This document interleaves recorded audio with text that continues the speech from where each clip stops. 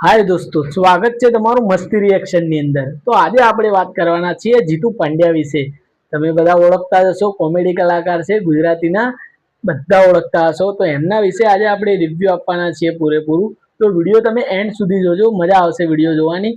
તો આપણે સૌથી પહેલા વાત કરીએ કે જીતુ પંડ્યાનો જન્મ ક્યારે થયો હતો। તો જીતુ પંડ્યાનો જન્મ થયો હતો 31 જાન્યુઆરી 1974 ની અંદર એમનો જન્મ થયો હતો। 2014 થી ફિલ્મોની અંદર કામ કરવા માંડ્યા હતા। આમ તો બહુ પહેલેથી કામ કરવા માંડ્યા હતા, પણ 2014 ની અંદર એમનું પિક્ચર આવ્યું હતું કોણ હલાવે લીંબડીને કોણ ઝુલાવે પીપળી। એની અંદર એમને રોલ કર્યો હતો। એ કોમેડી કલાકાર નહીં પણ એક ડિરેક્ટર પણ છે। તો આપણે એમના વિશે ઘણી બધી ચર્ચા કરવાના છીએ, તો વિડીયો તમે પૂરો એન્ડ સુધી જોજો। ને આપણે જોવા જઈએ તો શરૂઆત અને સફળતા તેમને મુખ્યત્વે વર્ષ 2014 ની અંદર મળી હતી, અને એ પિક્ચરમાં એમને રોલ પણ કર્યો હતો, અને પિક્ચરનું નામ છે કોણ હલાવે લીંબડીને કોણ ઝુલાવે પીપળી। તેમાં સૌથી મોટી સફળતા મળી હતી।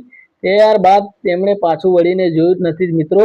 અને આપણે વાત કરવા જઈએ એમની જોડી સૌથી વધુ એમની જોવા જઈએ તો વિક્રમ ઠાકોર, પછી ચંદન રાઠોડ જેવા કલાકારો સાથે એમની જોડી ખૂબ જ સારી એવી લાગતી હતી।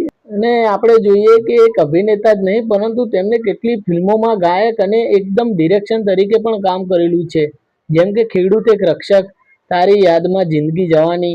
આવા અનેક પિક્ચરોની અંદર અનેક એવી શોર્ટ ફિલ્મો બનાવેલી છે, એમને પિક્ચરો પણ બનાવેલા છે, એમની અંદર એમને ડિરેક્શન પણ કરેલું છે। રજવાડી સીએ અમે મૌન ભેરા રહીએ 2017માં આવ્યું હતું। સાજણ મારી લાખોમાં એક, એ પણ 2017માં આવ્યું હતું।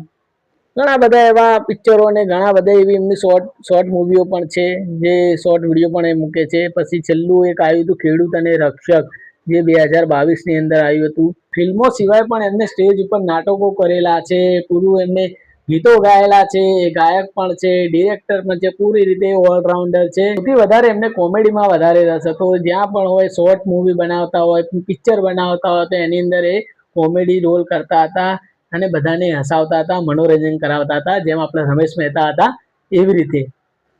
તો બસ જેટલી ઇન્ફોર્મેશન મને મળી એટલી મેં તમને ઇન્ફોર્મેશન આપી, એટલી મેં તમને માહિતી આપી। તો વિડીયો ગમ્યો તો લાઈક કરો, કોમેન્ટ કરો, શેર કરો અને સબસ્ક્રાઈબ કરી લો આપણી ચેનલને। ફરીથી એક નવા વિડીયો સાથે મળીશું। Good bye.